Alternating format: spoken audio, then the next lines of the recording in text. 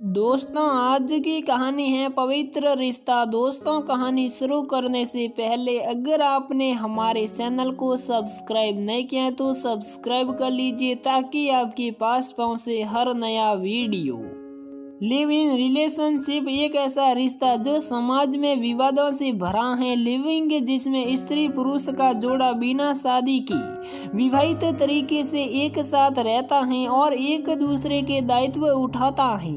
इसमें समाज का कोई नैतिक दबाव नहीं है। वह कभी भी एक दूसरे को छोड़कर अलग हो सकते हैं, लेकिन फिर भी कुछ लोगों ने इस रिश्ते में अपने पार्टनर को धोखा दिया है तो संविधान में इसके विरुद्ध कुछ कानून भी बना दिए गए हैं जिसे विश्वास भंग का नाम दिया गया है। आधुनिक समाज में इस नए रिश्ते को अपना लिया गया है जोड़े अब इस रिश्ते में समाज की बिना परवाह किए रह सकते हैं। लेकिन मेरी कहानी 90 के दशक की है जब लिव इन रिलेशन को बुरा माना जाता था।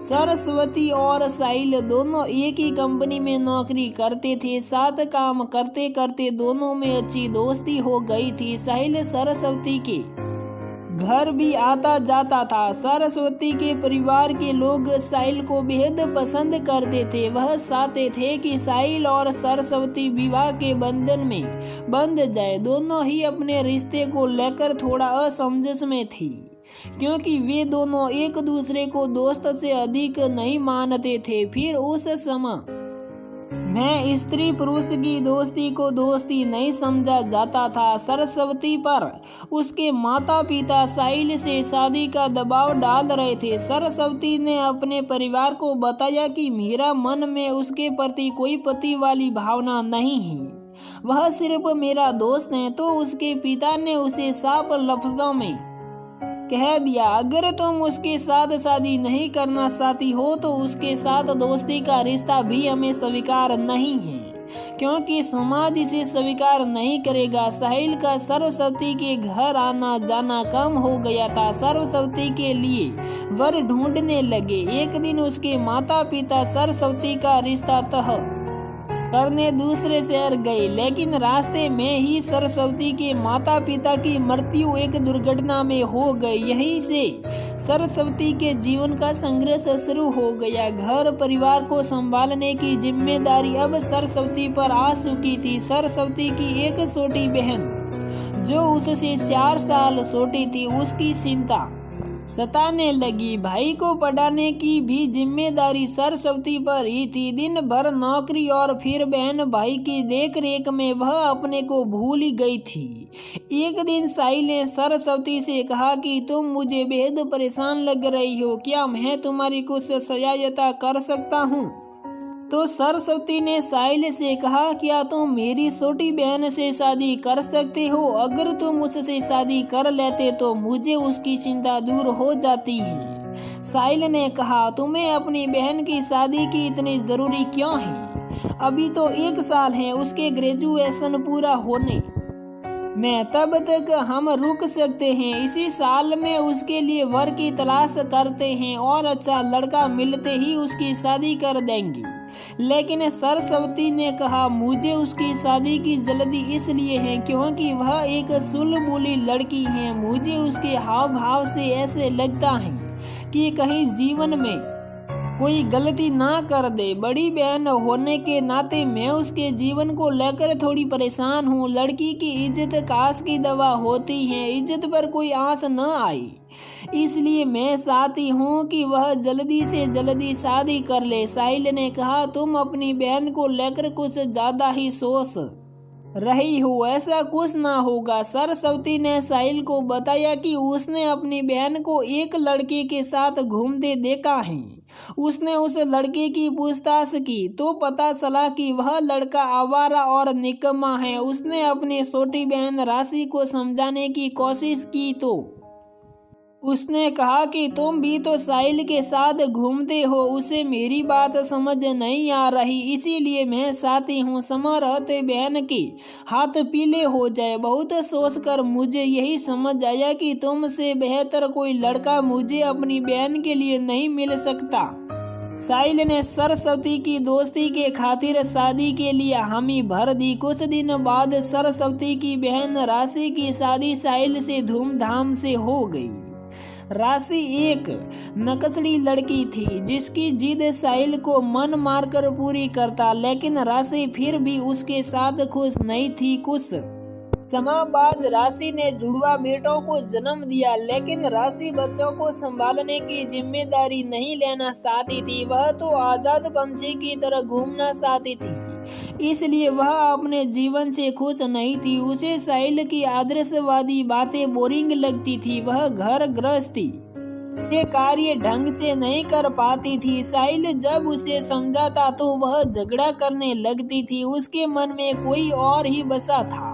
एक दिन मौका पाकर वह अपने बच्चों और साहिल को छोड़कर चली गई। साहिल अपनी पत्नी की बेवफाई से टूट गया था। साहिल को टूटता देख सरस्वती बेचैन हो गई थी। घर उसके 2 छोटे बच्चों को रोता बिलखता देख उसे संभालने लगी। सरस्वती ने साहिल से दूसरी शादी के लिए कहा, लेकिन साहिल ने दूसरी शादी के लिए इनकार करते हुए कहा कि वह राशि के आने का इंतजार करेगा। उसने सरस्वती सही कहा, मेरे मन कहता है कि वह एक दिन लौट कर जरूर आएगी। सरस्वती ने भी साहिल की बातों पर हाँ मिलाते हुए कहा कि राशि को अपनी गलती का एहसास होगा और वह अपने बच्चों के साथ जरूर वापस आएगी। अब सरस्वती अपनी दोस्ती का फर्ज निभाते हुए साहिल और उसके दोनों बेटों को संभालने के लिए उसके घर पर रहने लगी। ये बात उसके भाई को अच्छी नहीं लगी और उसने अपनी बहन से सारे रिश्ते तोड़ दिए। समाज ने भी सरस्वती पर बहुत लांछन लगाए, लेकिन सरस्वती ने अपनी बहन के दोनों बच्चों को ही नहीं संभाला, बल्कि साहिल के साथ बड़ी पवित्रता से रिश्ता निभा रही थी। समाज के ताने सहते हुए उसे 7 वर्ष बीत गई। वह साहिल और बच्चों के साथ खुश थी। एक दिन साहिल कंपनी के काम से ऑफिस से कुछ सदस्यों के साथ दूसरे शहर गया। समय बिताने के लिए उसके ऑफिस के सदस्य उसे डांस बार में गए। संयोग से उस डांस बार में बारटेंडर के रूप में राशि को देख उसके पैरों तले जमीन खिसक गई। राशि ने बताया, जब वह घर छोड़कर उसके साथ भागी तो वह लड़का उसके जेवर और पैसे लेकर उसे ट्रेन में सोता छोड़कर चला गया। अपनी गलती का उसे एहसास हुआ। तब तक बहुत देर हो चुकी थी। बदनामी के डर से तुम मुझे नहीं अपनाओगी, बस सोचकर घर वापस नहीं आई। उसकी दर्द भरी कहानी सुनकर साहिल ने राशि की गलतियों को उसके नादानी समझकर माफ कर दिया और अपने बच्चों के खातिर उसे घर ले आया। घर आकर जब उसने अपनी बहन को देखा तो वह उसे देखकर खुश नहीं हुई। उसने साहिल से कहा कि आपने मेरी बहन को अपनी रकेल बनाकर रखा, इससे अच्छा तो आप उससे शादी कर लेते। साहिल से ये बात बर्दाश्त नहीं कर सका और उसने राशि के मुंह पर एक थप्पड़ झड़ दिया। सरस्वती दोनों को हाथ जोड़ते हुए बोली, मेरे कारण तुम झगड़ा मत करो। उसने साहिल से कहा, मैं बच्चों की परवरिश के खातिर समाज की परवाह किए बगैर इस घर में रही हूँ। आज बच्चों की माँ वापस आ गई हैं, अब मेरा फर्ज पूरा हुआ। अपनी बात समाप्त कर साहिल के घर से बिन कुछ लिए निकल गई। साहिल उसके पीछे दौड़ा। उसने सरस्वती को आवाज दी, लेकिन सरस्वती नहीं रुकी। वह वही रास्ते पर बैठ रोने लगा और बोला, ये समाज कभी भी हमारे रिश्ते की पवित्रता को नहीं समझ सकेगा। साहिल के दोनों बेटे रो रहे थे और राशि उन्हें चुप कराते हुए कहती हैं, अब तुम्हें रोने की जरूरत नहीं है, तुम्हारी माँ वापस आ गई हैं। सरस्वती आज भी अपना जीवन अकेले व्यतीत कर रही हैं। जब उसे मालूम हुआ कि उसके भांजों की शादी है तो वह छुपते छुपाते उनकी शादी में पहुंच गई, लेकिन साहिल की आंखों से बस ना पाई। उसने उसे पहचान लिया। वह धीरे धीरे उसकी तरफ कदम बढ़ ही रहा था कि सरस्वती ने दूर से ही उसके आगे हाथ जोड़ते हुए विनती की। दोनों में एक दूसरे की बात को बिन कही समझ लेते थे, इसलिए साहिल भी चुप रहा। अचानक रिश्तेदारों की भीड़ दुल्हनों को देखने के लिए इकट्ठे हो गई। फिर ना जाने कब सरस्वती शादी के पंडाल से बाहर आ गई। साहिल को पता नहीं चला, लेकिन सरस्वती आज बच्चों को कामयाब और खुशी देखकर बेहद खुश थी। वह भगवान के आगे हाथ जोड़ते हुए कहती हैं कि मेरे परिवार पर इसी तरह खुशियां बनाए रखना। दोस्तों, अगर आपको ये कहानी पसंद आती है तो प्लीज़ लाइक करें, शेयर करें और चैनल को सब्सक्राइब करना ना भूलें।